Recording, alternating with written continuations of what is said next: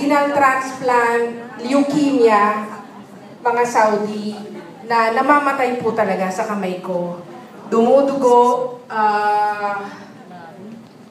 hindi po makaya ng chemotherapy. Kahit po prinsipe ng Saudi Arabia, kayang bilhin ang Pilipinas, pero hindi matulungan ng gold ng Saudi Arabia. 1 year ago, meron po akong angel, si Mama Letty, yung stroke patient nyo. Dumating sa ospital, Parañaque Medical Center. Last year, I came home for an emergency leave because my father had stroke. Dinala po nila ang ilang boxes ng Intra-Juice. Binili ko po agad. Hindi po inunom ng father ko, ako ang uminom.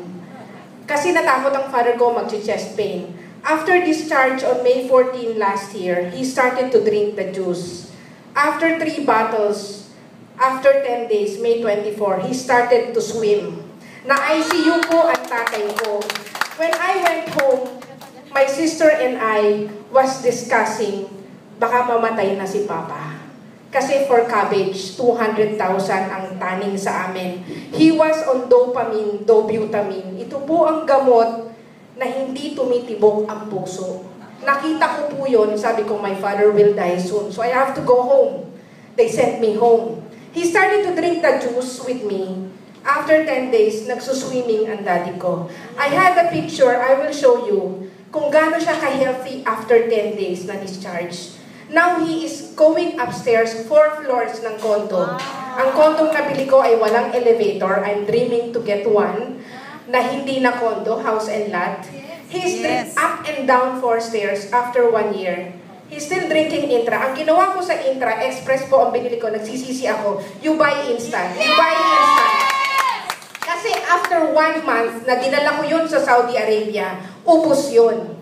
People in Saudi Arabia can buy the packages kasi they have the money. Ang problem ko po sa Riyadh, hindi ko po madala.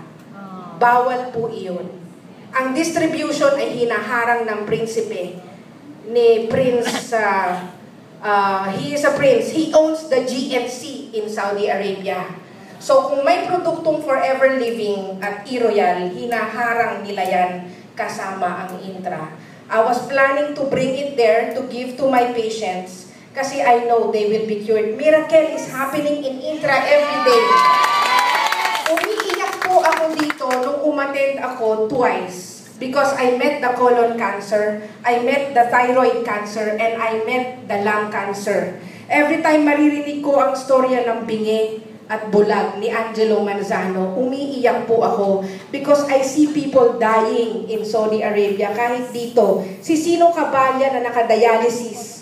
Kasi dialysis ang hawak ko mga bata, wala na po silang pag-asa. Pero nung makita ko ang Intra, gusto ko silang painumin. They can afford the Intra packages, instant, because they are princesses. Pero hindi ko masabi kung paano natin dadalhin doon. So we better go for Dubai. Once ma-start sa Dubai, kakalat sa Riyadh, sa Jeddah, sa Al-Khobar. Hindi na po ako naghahabol ng pera. Ang gusto ko, gumaling sila. Leukemia, colon cancer, lung cancer, hindi ko alam may gamot pala na nandito lang sa earth. Umiiyak po ako, may mission. Nag-resign ako dahil sa Intra. In Jesus' name, gusto ko pong i-share ang mission. Gusto ko pong gumaling. Ang anak ko nagto-tonsillitis after I arrived, June 11 to 15, she was febrile. Lumuhod ako bilang doktor sa Diyos. Lord, help me. Lumalagnat, tumataas, suka na ng suka ang anak ko. Hindi ko alam ang gagawin ko, naka-antibiotic sa suwero. Bakit ganito ang tonsillitis ng Pilipinas?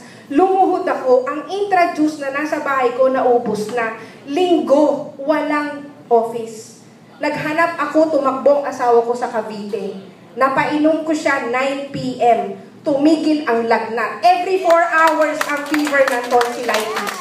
Every hour sumusuka na siya, mainit yon. Pulang-pula ang anak ko, umiiyak talaga ako, nawala ang pagka-doktor ko. Sabi ko, Daddy, you have to get the Intra bottle now.